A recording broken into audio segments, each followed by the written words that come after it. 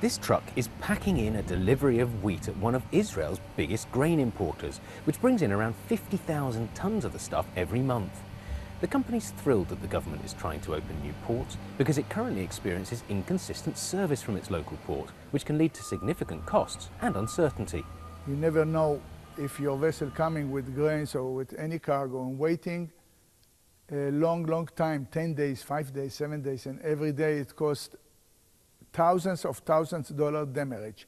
You don't know how much to calculate your cost, and you don't know when you can deliver the clients when they need it. If it will be this reformer and make a private port, then there will be competition, and the service will be much better for everyone. The government sees the trade unions at the existing ports as being too powerful, so tried to launch the new project unilaterally. But the unions announced they planned to strike last month, demanding negotiations over the running of the new facilities. This is Haifa Port, one of the two main container terminals in Israel run by government-owned companies. Now, in making the case for reform, newspapers have been quoting salary figures for crane drivers or pilots of boats coming in and out of ports at around $15,000 a month. The unions that represent those workers, though, contest those figures strongly. All is lies. I represent the pilots in Israel, and you can read in any newspaper that each pilot get 80 or 70,000 shekel. I can show you agreement. I can show you the monthly salaries that they got, almost 40%. It's a brainwash from the government. It's completely lies, lies, and lies. Amid fears over damage to Israel's import-dependent economy, a case was brought at the Labour Court in Israel to prevent the union from striking.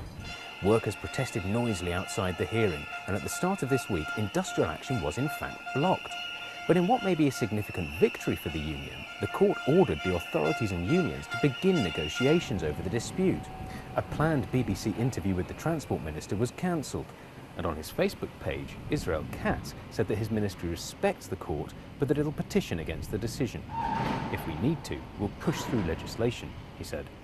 We've been looking at this. Israel's antitrust authorities studied the Israeli ports market in detail and concluded it is highly concentrated.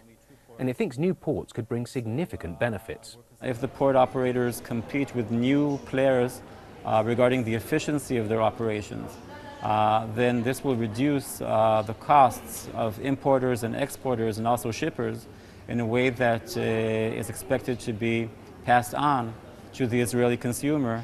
And this will, again, increase consumer welfare in Israel. Employees might be somewhat harmed by competition, but on the other hand, employment will rise because the new ports will also require workers. Workers at the ports, though, say it's not competition they fear, but that significant investment in technology for new ports will distort the playing field.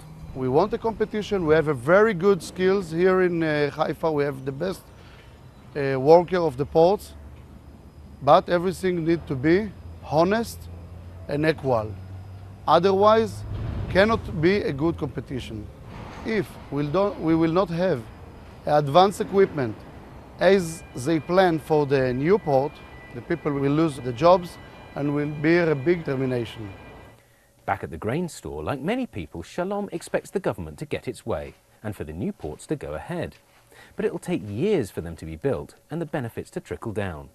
In the meantime, he has a novel suggestion: to give shares in the old ports to the existing employees as an incentive to boost efficiency in a much shorter time frame.